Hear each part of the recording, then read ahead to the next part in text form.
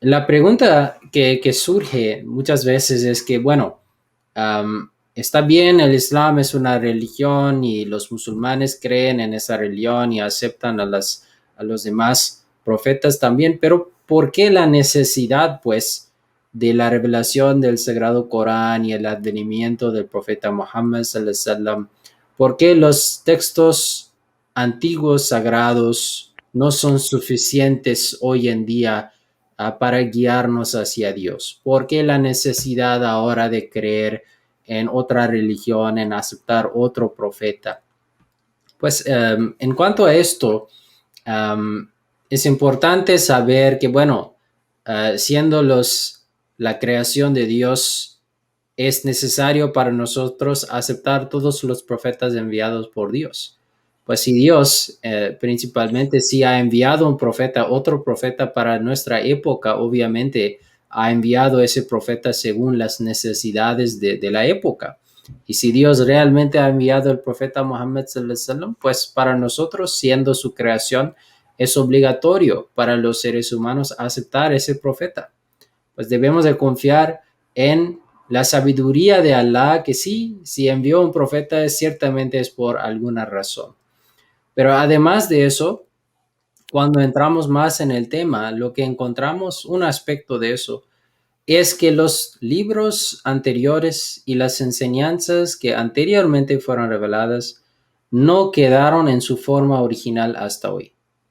Es decir, que los seguidores de estas religiones después de muchos años empezaron, o en algunos casos ni después de muchos años, pero empezaron a cambiar las enseñanzas, empezaron a cambiar los textos que ellos habían recibido, empezaron a también interpretar sus textos en formas erróneas. Y bueno, esto es lo que se llama la corrupción de los libros sagrados antiguos y sus enseñanzas.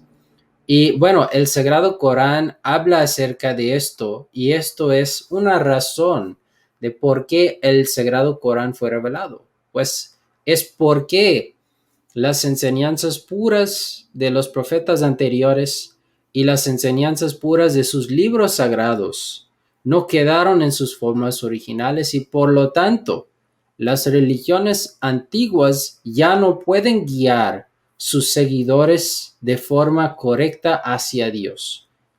Siempre hay problemas en su teología que pueden desviar a una persona en cuanto a su camino hacia Dios. Pero empezando este tema, tomándolo primeramente desde el Sagrado Corán, Allah en varios versículos del Sagrado Corán habla acerca de la corrupción de los textos antiguos. Por ejemplo, en capítulo 5, versículo 14, Allah, hablando acerca de la gente del libro, es decir, los judíos, tanto como los cristianos, dice, أعوذ بالله من الشيطان الرجيم يحرفون الكلمة عن مواضعه ونسوا حظا مما ذكروا به. Ellos cambian las palabras de su lugar correcto y han olvidado una buena parte de aquello con lo que fueron exhortados. Y una interpretación de este versículo es uno, cambiaron las palabras de sus lugares, es decir, corrompieron los textos y luego olvidaron una buena parte de lo que ellos fueron exhortados, es decir, que ya no tienen las interpretaciones correctas de los textos que quedan con ellos, que tal vez no son textos corrompidos, pero ellos han interpretado estos textos de forma incorrecta. A veces las profecías, a veces textos ambiguos que ellos han interpretado de forma politeísta.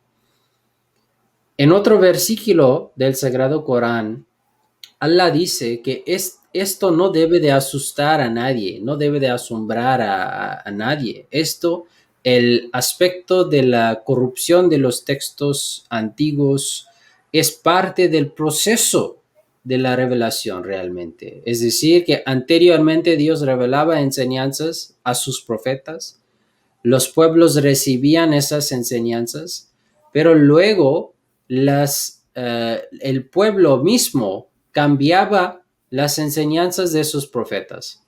Y Dios sabía acerca de todo eso, pero permitió esto porque estos textos antiguos y las enseñanzas antiguas no fueron destinadas a permanecer para siempre entre las personas. Es decir, las enseñanzas antiguas fueron destinadas solamente para un tiempo limitado y para un lugar limitado, es decir, a un solo pueblo.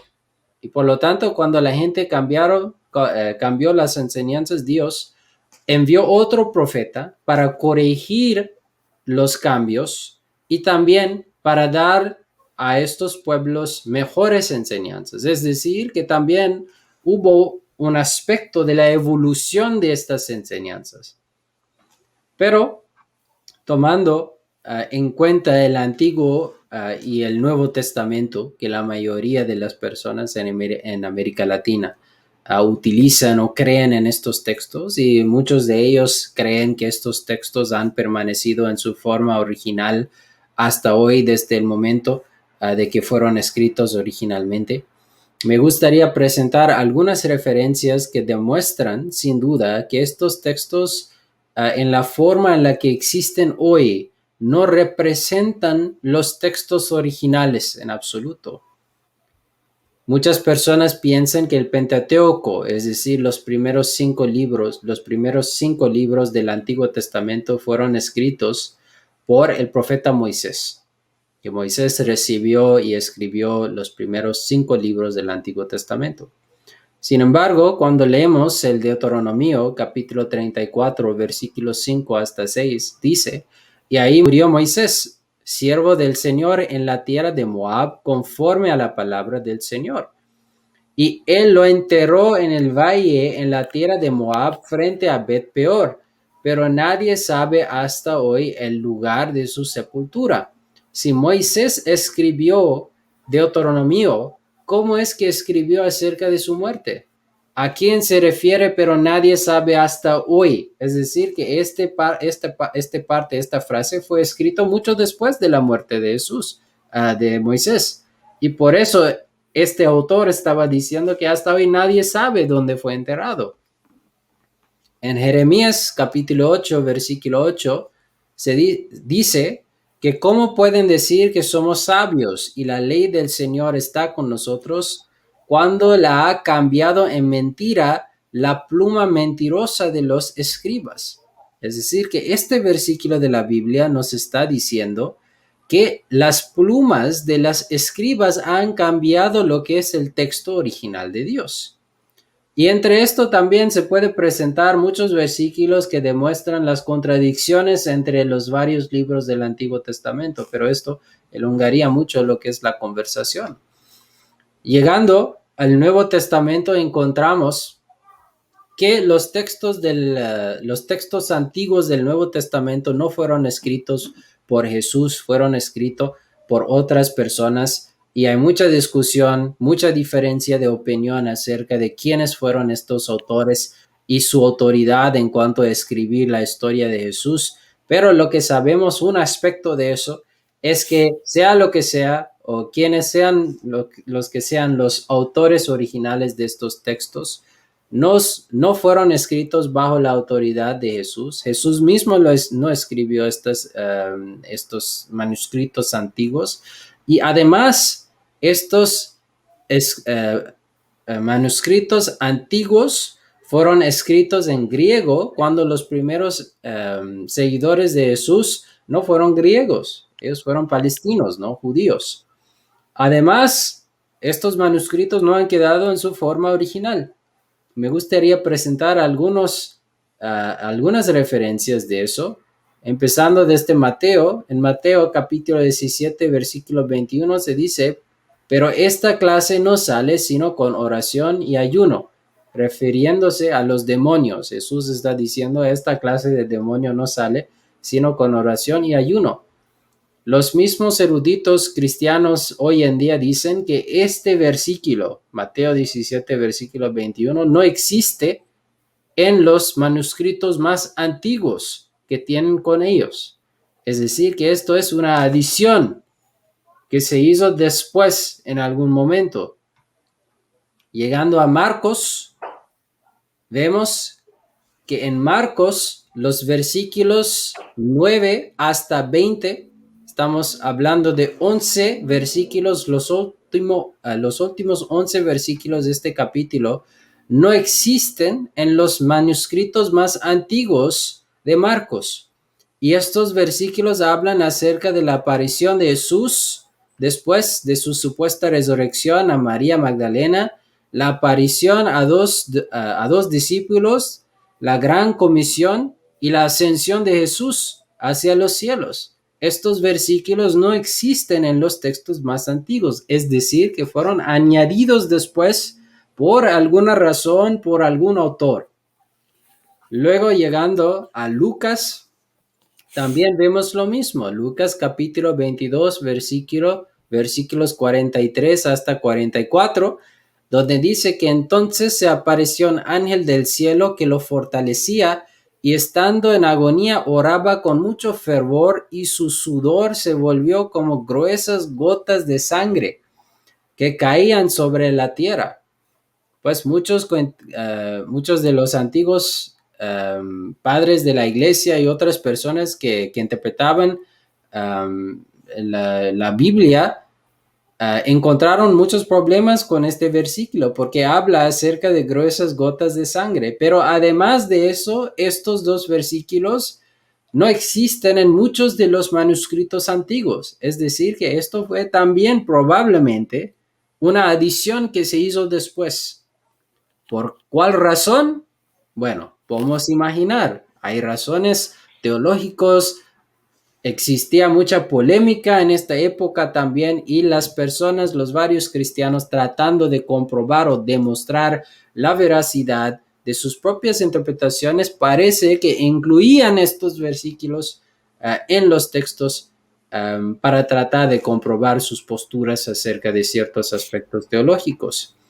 Y llegando hasta el último evangelio de Juan, hay un relato extremadamente famoso en Juan capítulo 8, versículos 1 hasta 11, acerca de la mujer adúltera, donde se dice que una mujer cometió adulterio y Jesús fue preguntado acerca de lo que debe de suceder con ella y él dijo que bueno, la ley de Moisés dice que ella debe ser apedreada, pero dijo que el que no tiene ningún pecado debe de lanzar la primera piedra. Y según el relato, todas las personas reunidas allá se fueron, dejaron el lugar y también la mujer se fue al final. Pero este relato, otra vez, no existe en los manuscritos más antiguos. Según un investigador de la Biblia, Bruce Metzger, en su libro The Text of the New Testament, dice: el relato no aparece en los mejores manuscritos griegos. Aún más significativo es el hecho de que ningún padre de la iglesia griega durante 1000 años menciona este relato en sus escritos. Dice que cuando se añade a esta impresionante y diversa lista de pruebas externas la consideración de que el estilo y el vocabulario de la perícopa, es decir, el relato, difieren notablemente del resto del cuarto evangelio y que interrumpe la secuencia de versículos, los argumentos en contra de su autoría juanina parecen ser concluyentes. El primer manuscrito griego conocido que contiene el pasaje es el Códice de Sae del siglo V. Es decir, estamos hablando de más de 400 años después de Jesús. Encontramos este relato por primera vez en el Evangelio de Juan. Antes de eso no existía. Pues estos solo son algunos, ¿no? He elegido algunos de estos problemas entre los evangelios. Hay muchísimos otros problemas con las contradicciones entre los cuatro evangelios que demuestran que esto no puede ser la palabra pura de Dios. No estamos diciendo que no, estos libros no tienen verdades. Sí, tienen verdades. El Sagrado Corán también lo acepta. Pero no podemos aceptar todas estas enseñanzas como las enseñanzas reveladas de Dios. Hay que estudiar y investigar Y si va según el Sagrado Corán, si va según el concepto del monoteísmo puro, podemos aceptar lo que estos libros dicen. Pero si no, pues podemos siempre concluir que, bueno, estos libros no han quedado en su forma original. Además, cuando hablamos acerca de la interpretación de estos libros, vemos que los cristianos, los católicos en muchos lugares han interpretado de forma errónea varios pasajes y han concluido, por lo tanto, según ellos, que hay textos que comprueban que hay una Trinidad, que hay pecado original, de que Jesús es el Hijo literal de Dios.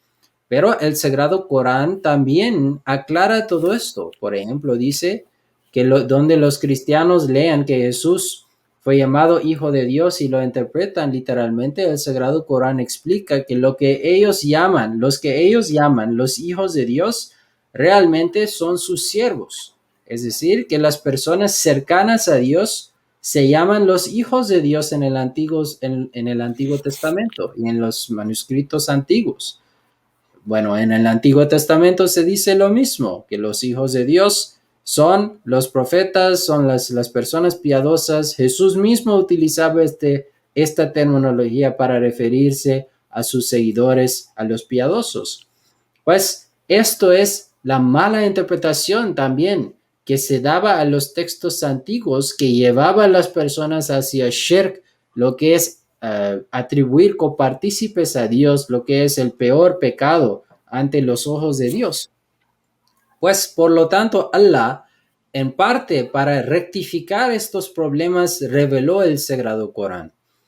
Pues cuando hablamos acerca de la relación entre el Islam y otras religiones y cómo el Islam percibe sus libros sagrados específicamente, podemos decir que creemos en la verdad original de estos libros. Creemos que estos libros, específicamente el Antiguo y el Nuevo Testamento, fueron revelados originalmente por Dios, que los profetas fueron inspirados por Allah y luego esta inspiración fue escrita, pero que estas inspiraciones, esta revelación no ha quedado en su forma original. Y además que hay una diferencia de opinión entre los musulmanes y los seguidores de estas religiones acerca de la interpretación de ciertos pasajes que ellos a veces interpretan que en una forma que va en contra de los conceptos fundamentales del Islam y los musulmanes interpretan estos textos según su interpretación o su entendimiento de Dios y el plan divino y la espiritualidad. Pero en general, en breve, esto es algunas de las diferencias y cosas en común entre el Islam y las religiones anteriores en cuanto a sus libros.